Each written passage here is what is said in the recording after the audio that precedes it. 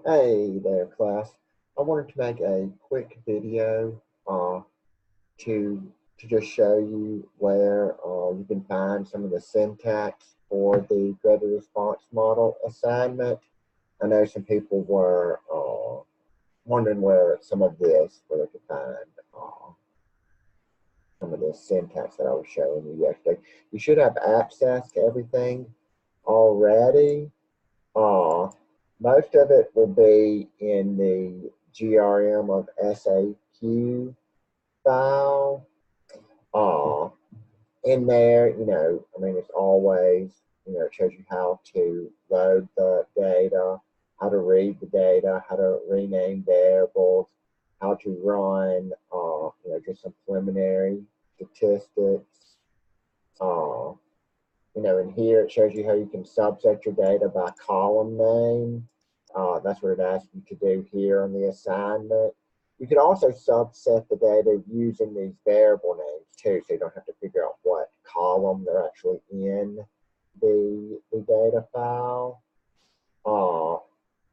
Running the classical test theory statistics, we could use the describe function in the psych package. We can also use like the response frequencies function. And then to get, the Chromebox alpha and then the discrimination parameters for classical test theory, we could use the alpha function in R. And let's see, I guess I didn't do it on here, but I think it's in. Also, if they're not in the GRM assignment, it'll be in the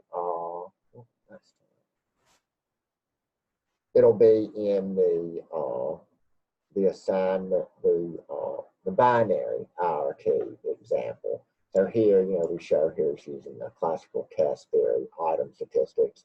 So sometimes you might have to switch between the binary example syntax I gave you and the graded response model syntax I gave you, but there should be syntax in there to perform everything that's on both the graded response model assignment and the binary data assignment.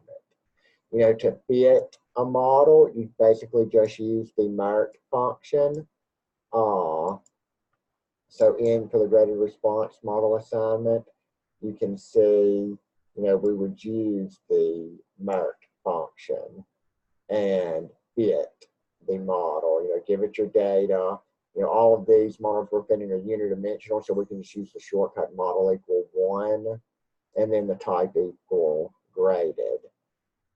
You would get the parameter estimates just like in the binary case using the coefficient function.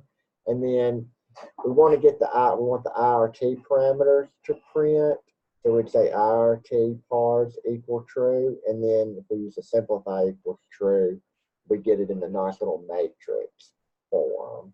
This is the same thing that we did in the binary case as well.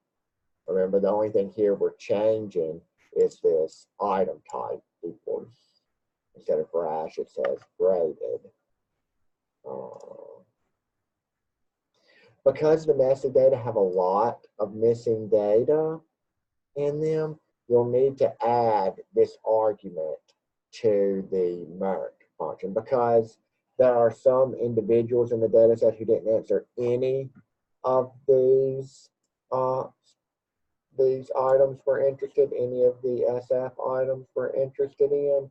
So we need to tell the function to just, it's okay to remove those rows when estimating the model. And that's what this does. So we would add this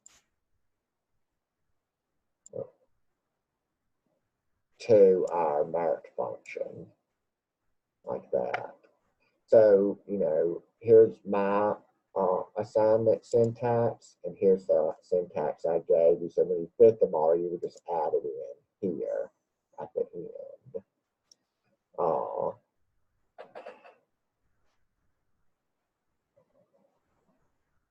So, to get, an interpretation of the item difficulty and threshold parameters, we have to call the model using the coefficients function here. think my syntax here might look a little different than the one I gave you. I ended up trying to, do this for each of the scales that we had in the SAQ items. I think in yours, I just ended up presenting the one for the stat item. So it might look a little different, but it's all pretty much the same thing. The item characteristic curves, I give you the syntax in the assignment here. If you want to look at the second item, you would just change which items equals to 2 instead of 1.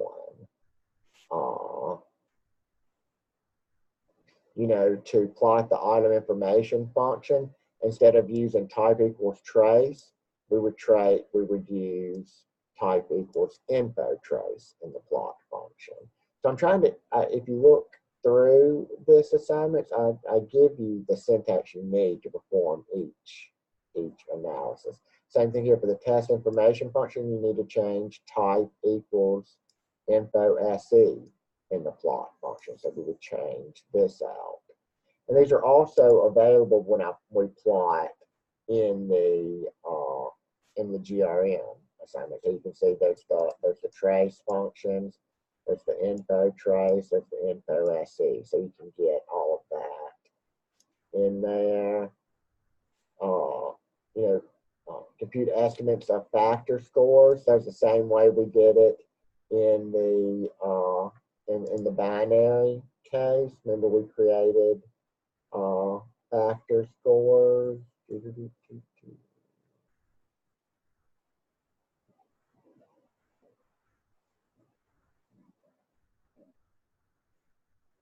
Just using the factor scores function. And here I showed you, you could get, different types of estimates. I think this is the one it defaults to, where we take the expected value of the posterior distribution.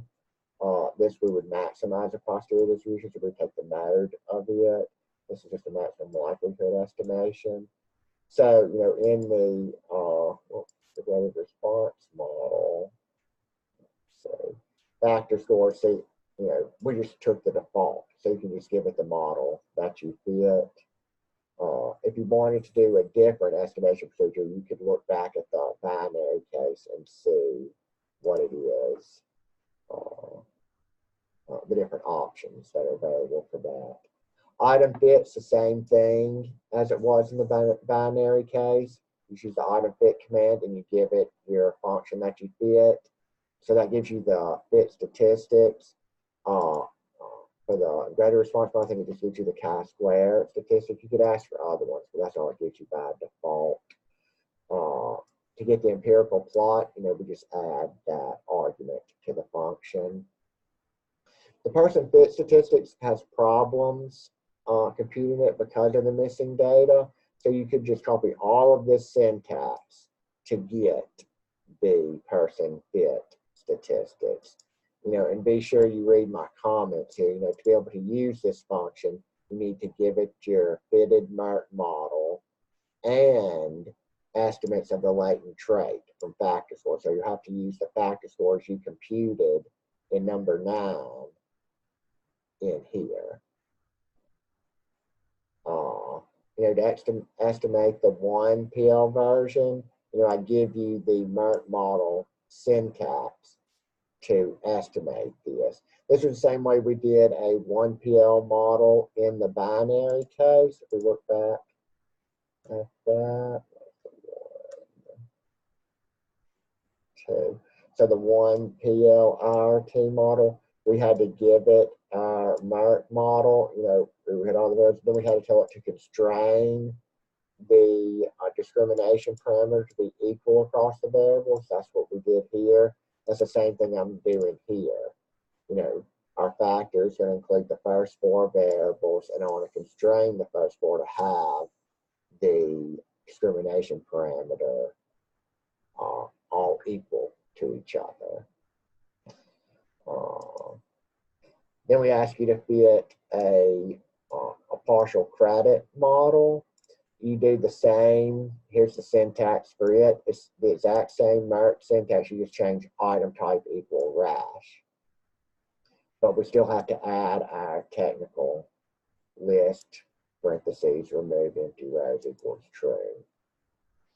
Then it asks you to use the M2 function to obtain fit statistics, and I give you the M2 function here. In this case, you need to run it 3 times because we're fitting the graded response model, the 1PL model, and the partial credit model. So anyways, I hope this video helps you identify where you can find some of the information. It should be pretty self-explanatory, I think, from the assignment. If something is not clear, please email me, let me know, come by, visit. Well, I'll be out of town a lot next week. But email me and I'll try to, help troubleshoot any issues you're having. All right, thank you.